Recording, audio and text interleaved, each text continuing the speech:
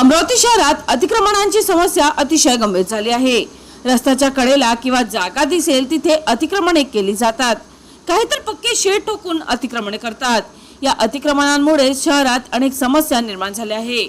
आता ही महानगरपालिका प्रशासनाने पुन्हा एकदा या अतिक्रमणांना रडारवर घेतले आहे। मित्रांनो, शहरात अतिक्रमण हटवा मोहीम सुरू झाली आहे। पाहता पाहता अतिक्रमणे जमीनदोस्त होऊ लागली आहे। काही जणांनी स्वतःहून अतिक्रमणे काढून घेण्यास सुरुवात केली।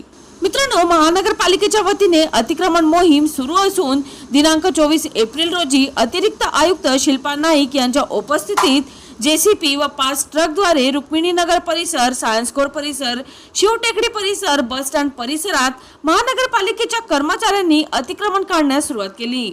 जोपर्यंत शहरातील रस्ते व फुटपाथ मोकळे होणार नाही तोपर्यंत ही अतिक्रमणाची कार्यवाही सुरू राहील।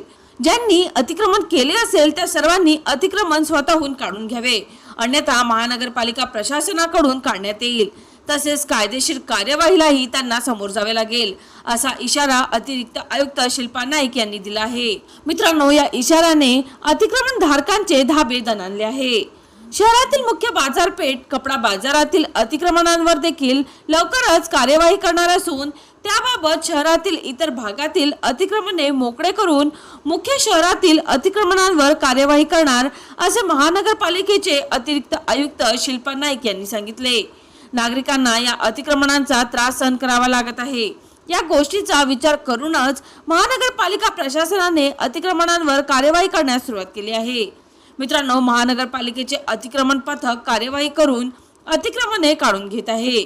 सदरच्या कार्यवाहीत अतिरिक्त आयुक्त शिल्पा नाईक, सहाय्यक आयुक्त भूषण पुसतकर, अतिक्रमण पथक प्रमुख योगेश कोल्हे, श्याम चौरे, अतिक्रमण विभागातील कर्मचारी, पोलीस कर्मचारी यावेळी उपस्थित होते। चला तर मित्रांनो, पुन्हा भेटू या नवीन बातमीसह।